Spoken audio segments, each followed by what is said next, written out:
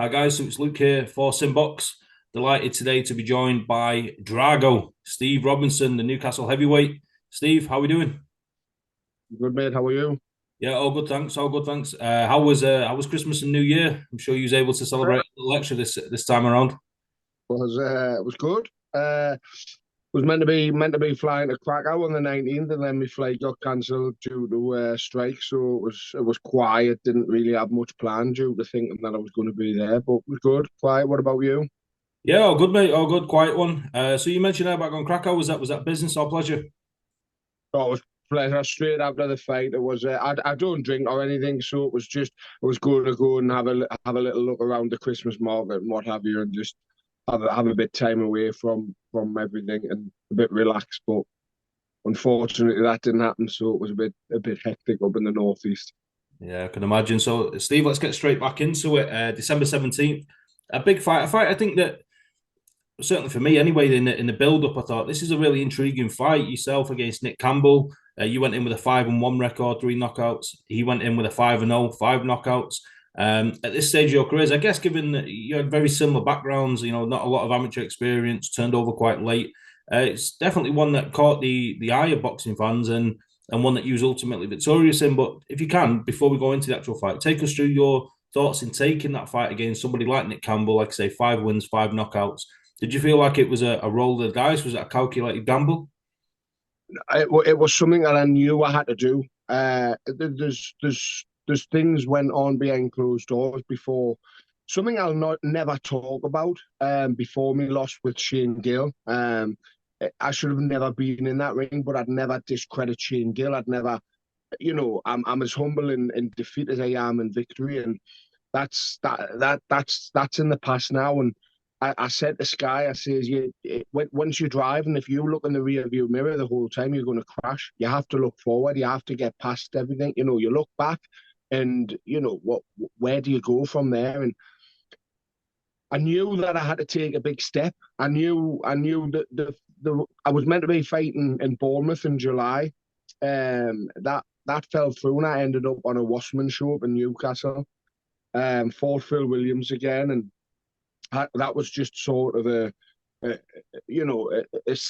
fight to get back in. But realistically, I knew that I had to take a fight with somebody who, was up and coming, who was a big hitter, who was heavy handed, just to show that you know I know my worth, I know what I'm about, and that was a fight that I was able to do that and show that, and obviously we got the victory. But when it comes to not much amateur pedigree, I think Nick had, he boxed for GB and boxed in the Tri Nations and for Scotland and stuff, and we both got into the sport off the back of another sport, and I take my hat off to Nick for taking the fight as well, because he had a lot more to lose than me.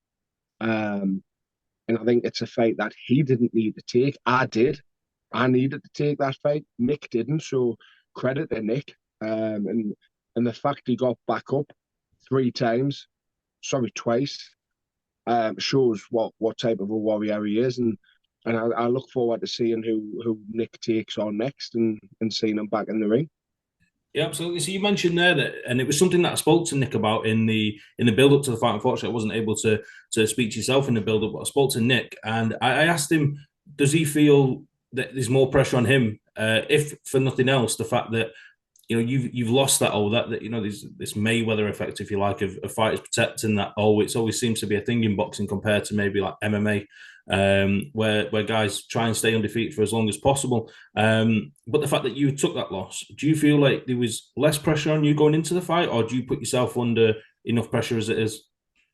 I think there was pressure on both, because had I have lost that, that takes me to 5-2. There's, the likes of Sky, the likes of DAZN, Matchroom, top rank, the top promoters, Warren.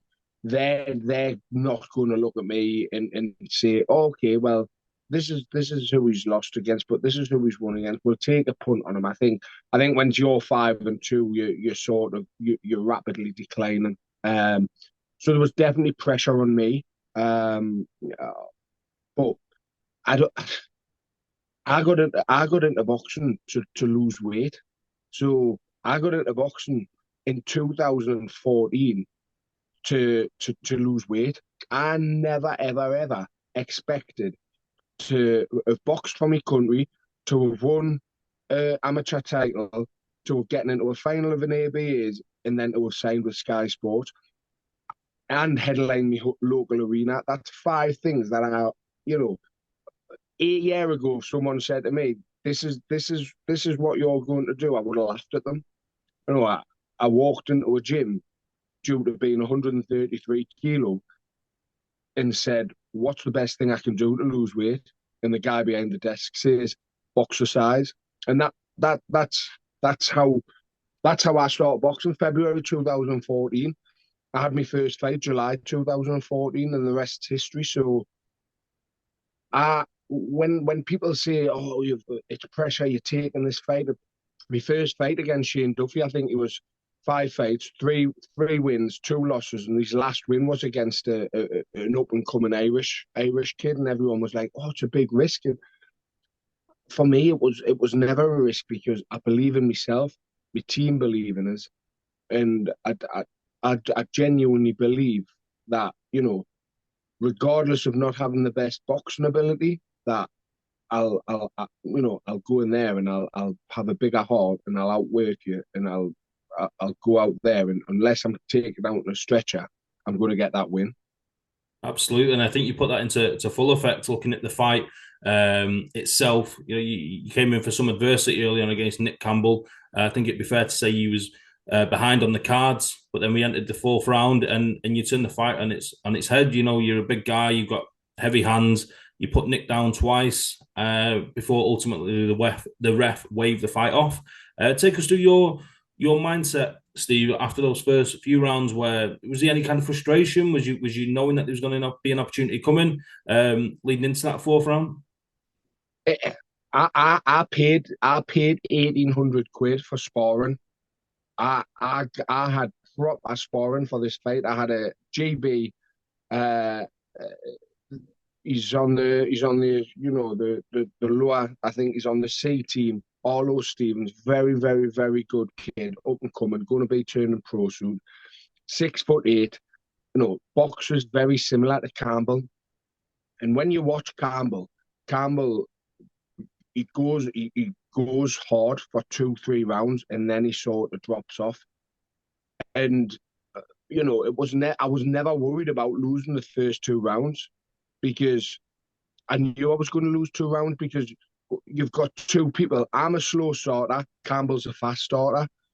Like anything, you could I have started faster and then blown out, and then it's a matter of it becomes a very boring fight where you've got two blokes who are absolutely exhausted. Like Jay and him in the sort of fifth and sixth, and then Jay got a second wind and Campbell got a second wind. Mm. But for me, it was always go on the back foot for 2 rounds. But you see, with me, I've got something. This is something that I need to change. I'm, I've been diagnosed with ADHD, and when I get hit, it's like something in my mind goes, "Okay, you're in a fight," and the tactics and the plan all goes out the window. And the plan was go on the back foot, work him, make him miss, and just work him, let him tire himself out. But he hit us, and it was like, "Whoa, wait a minute, who are you hitting?" And then that switched something where I thought, "Okay, that didn't hurt, so let's put it on you." And in the third round, you would have seen that I started going towards him. So I reckon I lost the first two, won the third, and then obviously stopped in the fourth. So the plan didn't go 100% how it should have. But if any press conference that I'd done previous to the fight, I say this will be stopped before the fourth round because of the way that I sparred, the way that I was training, and I just had belief in myself. And as I say, credit to Nick for getting up twice, because the second one was a big shot. First one was a glancing shot. Second one was a big shot. So, and he was still, his eyes and his legs were still a bit wary of the first. So a massive credit to Nick for getting up and carrying on and wanting to carry on. Yeah, absolutely. I echo that there. Steve, was you aware of the bookmakers' odds before the fight? I had this as a 50-50 fight. I really did. Uh, What was you aware of the bookmakers' odds? Did you or any of your friends win a few quid? so I'm not allowed to gamble. It's part of the British Boxing Oh, of Board of course. Yeah. rule. So I would have been like Ivan Toney if I had have I had but somebody actually come up to us after the fight, and I think he worked for Sky Bet, and he says, "Oh, who's put £22,000 on you?" I think he won 266,000. I don't know who it was. I says I have no idea. I'm surprised nobody's contacted on Instagram or I've been told about that. I mean, I wouldn't take 10%. So if anybody's watching who has, come and let us know. But there was people putting £300-400 on us to win, and to see these betting odds, I don't really understand it because granted I lost against Shane Gill, okay, but if you look, I was 1-3 to get knocked out. Did I get knocked out against Shane Gill? Did I take a load of punches? They deserve to have lost for the simple fact that they disrespected and discredited us. So I hope that some people did win big, and I hope the bookies are stabbing themselves in the feet now. And uh, yeah, but the odds were just absolutely crazy. 100 to 1 to win by knockout in the fifth, sixth, seventh, and eighth round. I don't really understand it, but So, looking at the fight night as a whole, Steve, it was a raucous atmosphere in there for the main event. Chris Smith and Zhou Zhai. Did you manage to stick around for that? yeah, it was a fantastic fight, fantastic atmosphere. Chris deserves to be where he is. He's a gentleman. He's a great guy for the sport. He's not the typical rough and tough.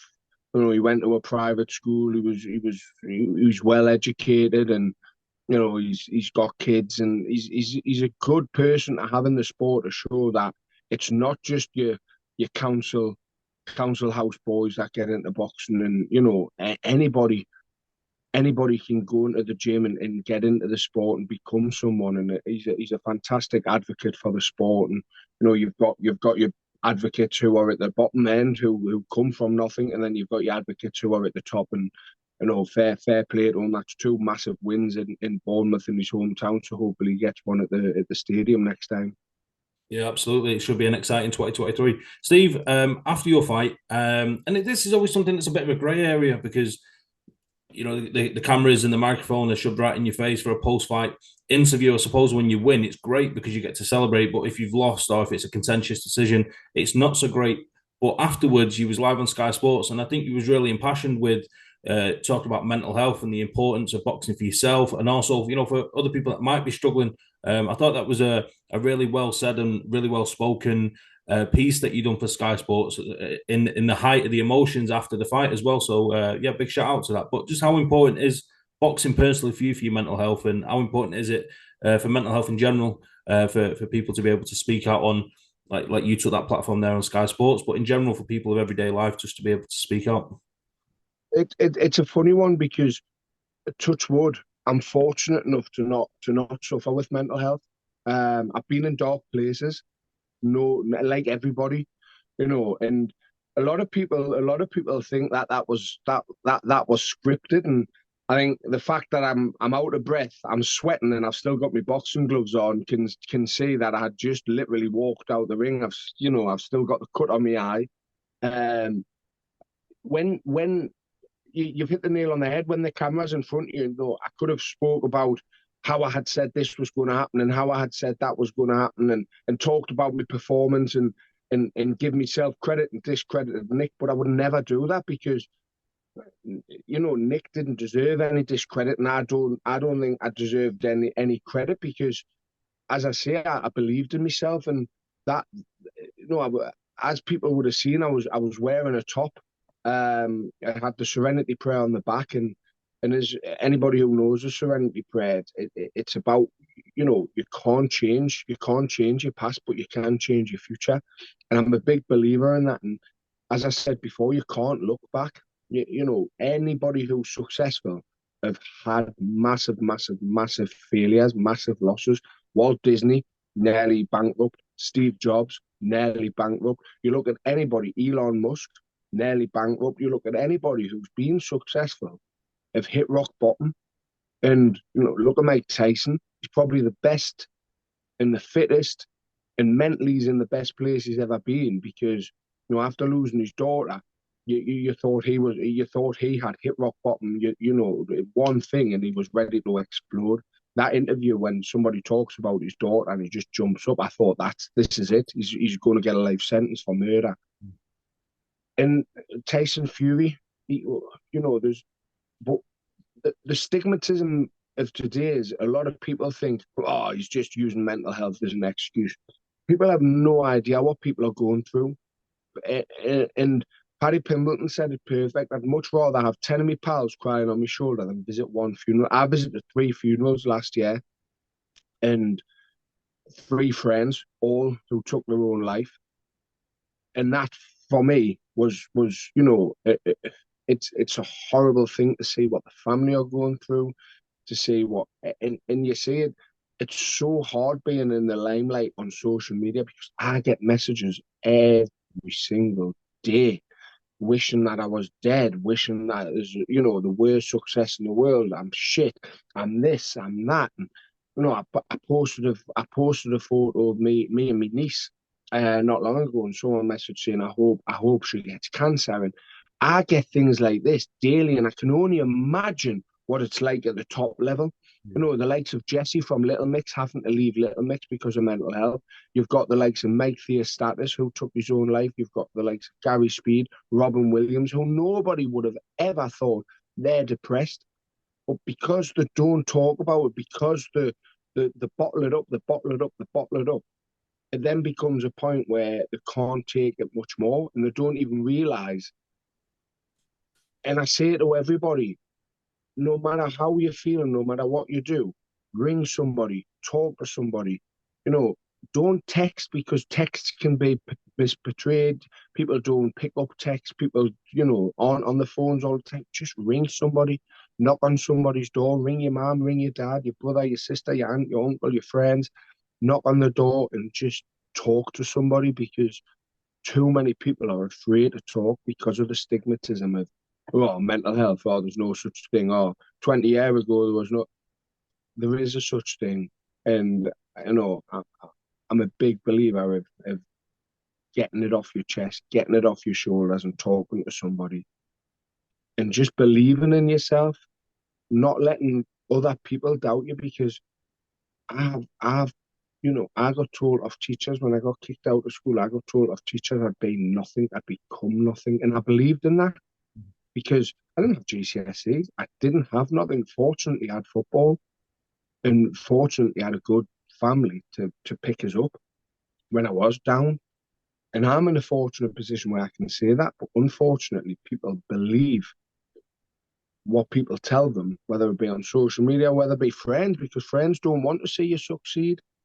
These so-called friends don't want to see you be successful because they want you to go out on the drink with them every weekend. They want you to go half-ass on a bag of cocaine with them. They want you to do this. They want you to do that because as soon as you say, no, I'm not going on the drink, you soon find that these aren't true friends because throw you out. These aren't true pals. Hey, I've got my pals who know me for Stephen Robinson, and I've got my pals who know us for Stephen Robinson, Boxer, Drago. But no matter where I hit, these pals that know me as Stephen Robinson will be there for us, no matter how much.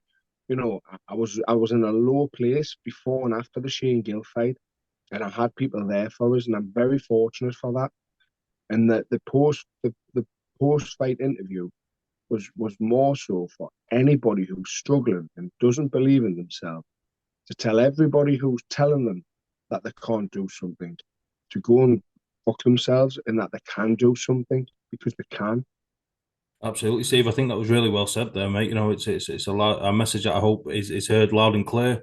Yeah, perfect way of surmising it, Steve. Looking forward into 2023, like you say, you've come off the back of that loss to Shane Gill.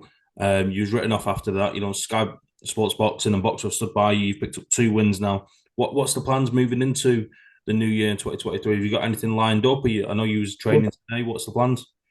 we've got a meeting on I think the 6th of January to look at the Josh Taylor and Catterall undercard. Who would take on that? I don't know, because you've got Savannah and Clarissa are possibly doing St James's Park now. If that happens, ideally, I would, would be for some sort of to box at St James's Park. I'd love it to be for some sort of title, whether it be the vacant English, or whether it be for some sort of WBC interim or what have you. Um, so it's down to Sky and my manager. I can sit here and say I want this kid, I want that kid, but it's not in my nature to call people out, and I don't really have anybody in my eyes. As I say, once I get a date, once I get a name, that's when my training kicks in, and that's when my mind kicks in. And, right, this is who you're fighting. This is what the plan is. But until then, I'm pretty just laid back with the training, and I keep up my runs, I keep up me boxing, and just get ready for that date in March. But I don't think I'll be liked in Glasgow after just beating their champion, so it's going to be a funny atmosphere. Absolutely. It's something that I'm sure Nick himself will be chasing. But is a rematch with Nick Campbell something you'd be interested in? Again, I think it's quite disrespectful when people you're at a low level of your career, you're at the start to rematch somebody this early on in your career. If it was for a title, if it was for a British title or what have you, then I totally get that, you know. But to rematch somebody this early on, it's like, what's the point? Yeah. Like, I don't really understand it. Like, everyone's saying, are you going to rematch Shane Gill? Are you? If anybody look, Shane Gill's never boxed anymore. Why? That's not for me to say. But I would never again, as well as discrediting Shane, I'll never talk about why he's not boxing anymore. That's for him to come out and say. But I think rematches this early on in your career are absolutely. It's a disrespect to the character of the person, because I just think, Nick's taking that loss. Nick should be looking to take somebody zero, like what I've just done. What's he going to get from fighting me? If he beats us, all right. He's the bookies had him up the top anyway, and he was meant to beat us in the last fight. So if he beats us, people are going to go, oh well, that was meant to happen in the first fight. And then he doesn't beat us. Where does he go next? Yeah. That takes him to 5-2, which is exactly what I was saying before, where there's not really a stepping stone after you're 5-2. You become an away fighter. You become a stepping stone for people. Mhm. And I think Nick needs to look at somebody who's 4-5-0 and go, okay, well, let's look at that Jamie TKV, great fighter, signed with Boxer. Why doesn't Nick call him out? Why doesn't Nick, Fraser's levels above us, and he's on another path to us. So Fraser's obviously not going to happen. But somebody like Hosier Stewart, who's just lost against Franklin Ignatius, somebody like him, to see where he's at, because these have got good amateur backgrounds, and so I think Jamie TKV, great amateur boxer.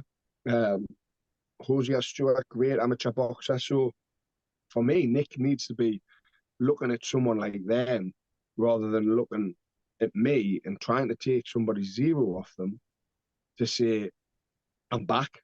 And then, who's to say me and Nick can't fight at St. James's Park for a title? But I wouldn't, if I was Nick, I would be looking past me, and I'd be focusing on showing what he's about, and saying, you made a mistake. It was a bad fight. I got hit with a lucky shot. Whatever he believes in his head, then prove that to others, and look past me, and take somebody zero, and then maybe the rematch can happen. But I find rematches this early on in your career, I find it disrespectful if I'm totally honest. And you know, when you get higher, then rematches and clauses are put in place. But to rematch somebody at 5, 6 fights in is it's pretty pointless. Very You well said. don't gain anything from it. Very well said there, Steve. It's almost like Steve Robinson, the matchmaker, there, chucking in Jose Stewart and Franklin Ignatius and Nick. I just think that's something what I done. I had to look at somebody who was the next up and coming thing. You know, they were tipping Nick to be the British champion. They were tipping Nick. He had just won the Scottish title against a tough Jay McFarlane. And, you know, had my mum and dad have had sex 40 mile up the road, I would have been the Scottish champion now. But unfortunately, they didn't do it in Berwick. They're doing it in Newcastle, which is disappointing. But I just think I made the decision to fight Nick to take. I believed in myself, and I went and done that, and I that was because I believed in my own. You know, I had belief in myself. My team had belief in us, and when we got off at that fight, it was sort of definitely because I need to take that fight.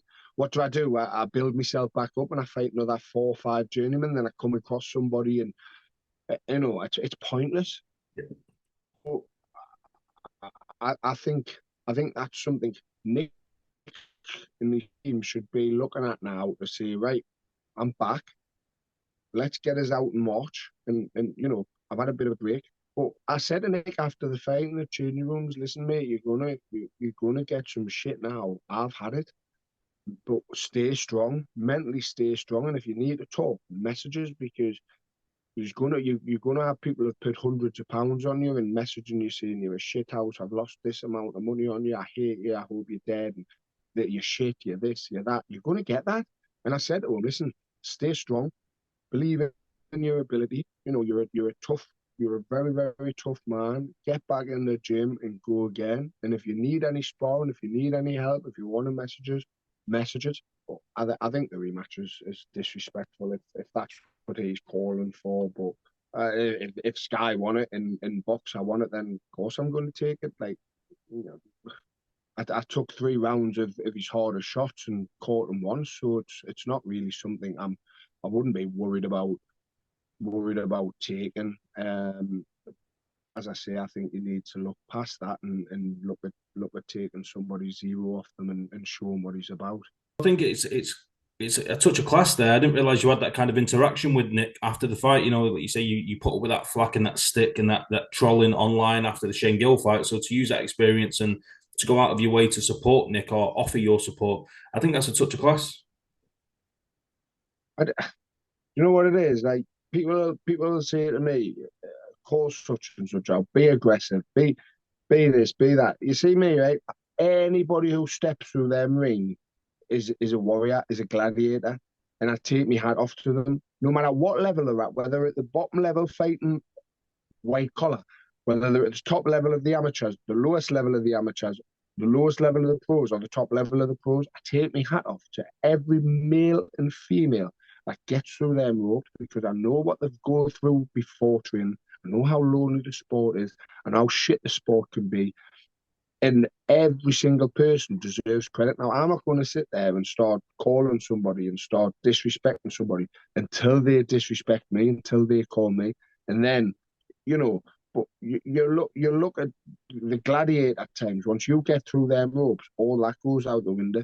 The gladiator at times, they slept together, they ate together, they were pals with each other, they grew up, lived with each other. Then they didn't know they were going who they were fighting. They get put into you know, into that podium, and then they've got to kill the person who they've been sleeping with, sharing a bit. And it's the same as with boxing. No, not to the extreme of wanting to kill them, but you know, I can be as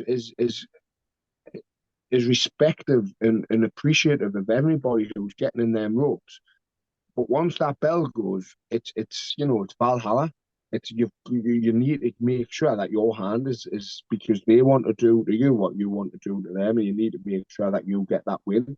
But after and before, I say every single person, male and female, who gets through their ropes deserves a massive, massive, massive credit from me. And I think when you see boxers who sit and disrespect each other and call each other and hate on each other. I just think, well, we can all do it. We can all, come out of character and pretend that we really dislike somebody. But how can you dislike somebody that you don't know? And I just find it all a facade, and I'm not about that.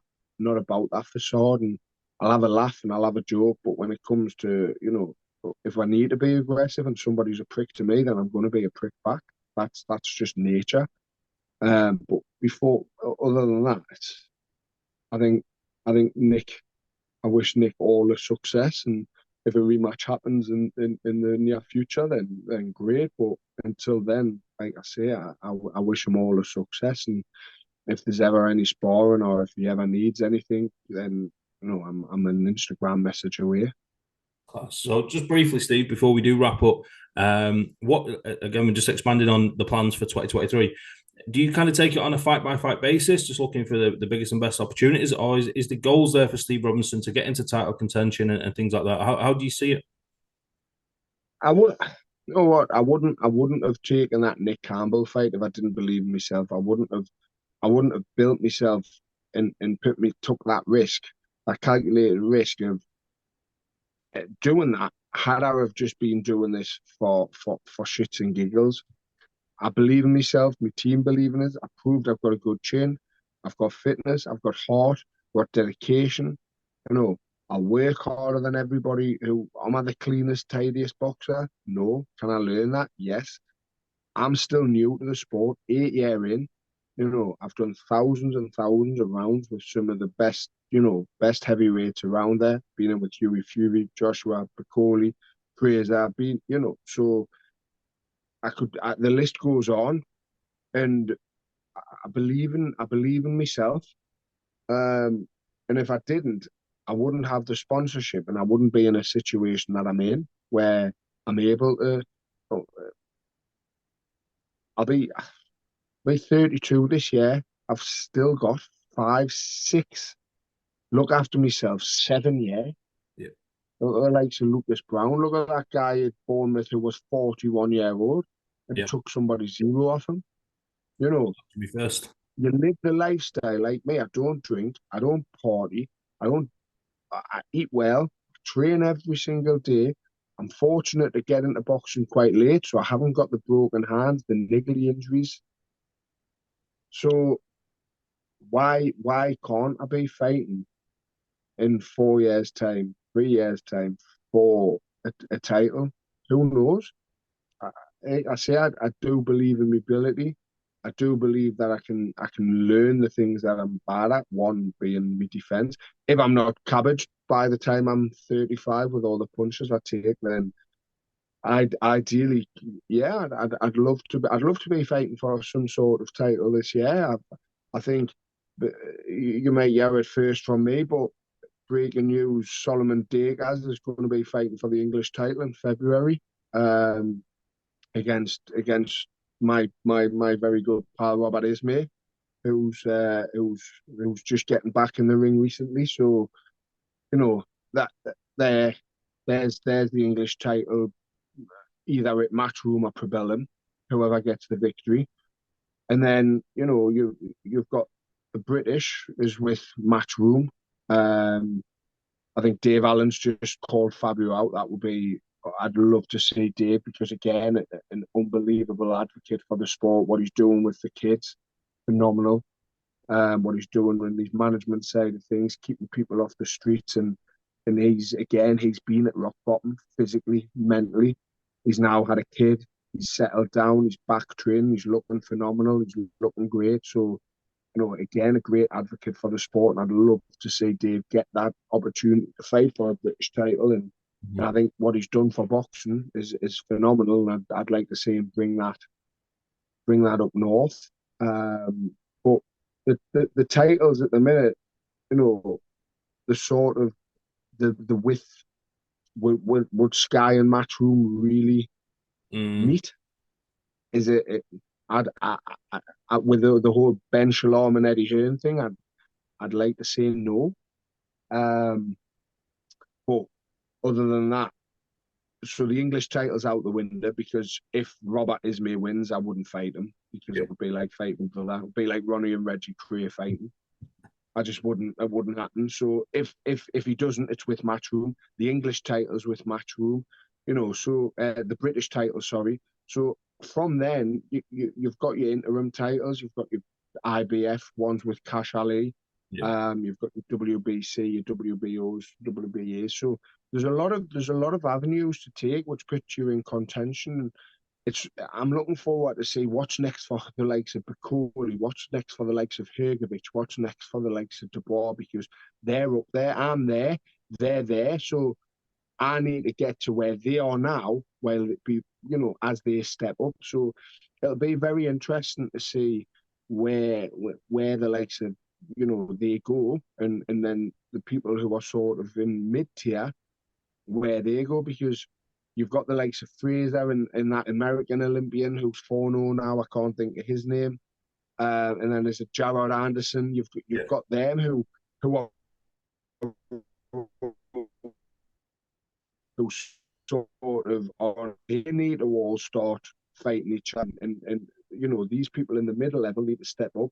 These people at the lower level need to step up. So there's constant step ups in boxing, and there's constant, matches to be made. So I'm looking forward to 2023 and seeing where I can end up, and seeing where the people at the middle go to, and where the people sort of from my sort of level step up to next, and who's there to fight, and what title it'll be for. Absolutely, Steve. Well, that wraps us up perfect there. I appreciate your time. It was a really good insight. I enjoyed the chat. And thanks again for your time. I wish you the best for the new year. Thank you very much, Luke. All the best. And thank you to SimBoxx for having us, because, again, I appreciate every little podcast I do, and every bit of portfolio that I'm building up. So I appreciate it. It all comes from the likes of you guys who take your time out as well. So I appreciate you. So thank you. Thank you.